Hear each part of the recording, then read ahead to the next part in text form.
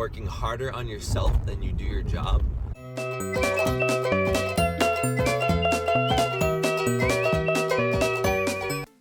So one of the recent audios I've been listening to, which I've been listening to since 2013, is Jim Rohn's The Day That Turns Your Life Around. It's like a 6 CD set. Yes, I still have a CD player in my car. So two of my favorite things that he talks about is working harder on yourself than you do your job.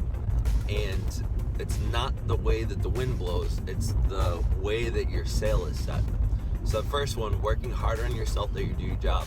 One of the things that I'm constantly grinding at is when I'm off school hours, when I've done all my planning, when I've gotten things done for school, I'm consistently working on other things. So last year with my summer vacation, I finished writing a book. Right now I'm working on creating an audiobook, and I'm also working on creating YouTube videos and creating a subscriber base. So the question is, why would you work harder on yourself than you do your job? A lot of people have never heard of that. Jim Rohn had never heard of that until his mentor mentioned it to him. And the idea behind it is that if you consistently build yourself and make yourself a better person, you'll be more valuable to the marketplace and to the world. So I'm working on becoming an author. I'm working on becoming a better poet. I'm working on becoming a video editor. I'm still working on becoming a teacher. Now, it doesn't mean I'm still not working hard at my job. I'm just working harder on myself than I do my job. So another way that looks, and this could be misinterpreted, in class, I'm not working the hardest to make sure my room is perfect. I'm thinking about what can I be developing myself in so that the classroom still runs well and I'm developing myself. So for example, something that some students surprisingly enjoy doing is, say, passing out papers, right?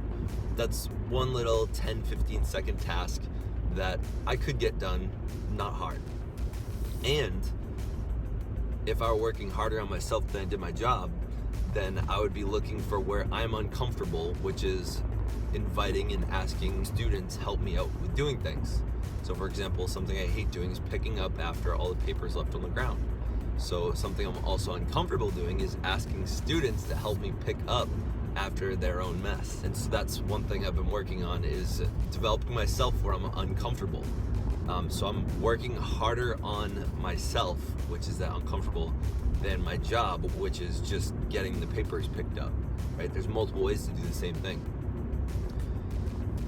So I would say that I've grown quite exponentially. I was actually having a conversation with somebody the other day. There might be an opportunity for me to be doing a TED Talk soon. It'll be a TEDx talk.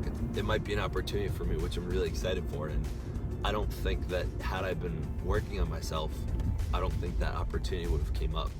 Next is, it's not the way the winds blow, it's the way that you set your sail. So, the recession comes and it hits everybody, right? It doesn't matter who you are, it's gonna hit you because you're part of the same economy.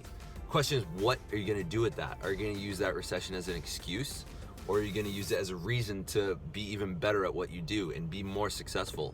One of the things Tony Robbins was talking about in Unshakable is that one of the best opportunities for investors is actually during a recession, because so many people don't know what to do and they get so nervous that they hold on to their money and they mess up, and they're not clutch performers. And so some of the people that do take advantage of that are really successful, and that's because it's the way that their sails are set, as if they're a ship. It's not the way that the wind is blowing. I really like this analogy, is that if you think about, if you were in Massachusetts and you're going to Seattle in an airplane, right? So it's a direct path, think of it as a straight line for the most part. If you were to accidentally change your path by, say, 1 degree, right? So if it's a certain degree, say 90 degrees away, and you were to change it to 89, just change it by 1 degree. Every single day that you're going, you're still off by that 1 degree, but it compounds, right? So if you go like 10 miles in that wrong degree, and then you go the next 10 miles in that wrong degree, and the next 10 miles, and a couple thousand miles later, you've gone in that wrong degree over time, you're gonna end up in California, maybe even like, who knows, Mexico or something, right? So even if you go that same distance or the same amount of time has passed, you're gonna end up in a totally different spot. And so if you think about the way that your habits are set up and the way that your sale is set, if you are someone that wants to constantly be, you want to be financially successful, you want your career to be successful, there's a lot of things that you can work on. It's small incremental things. But I don't want to have to work to earn money. I want to work because I want to. So from there, what are some of the habits that you're gonna have to include so that you're setting your sales in the direction that you want them to? I know I'm consistently, like I said, I'm trying to grind when I'm not at work. I'm working on other stuff, right? Right now I'm on the way to work. I'm creating YouTube videos, right? I'll edit it for 30 minutes or an hour later on today. I am, I wrote a book in my summer vacation instead of just relaxing all the time. I am working on an audiobook at home, so a bunch of my vacation went to that. A bunch of my weekends go to that sometimes.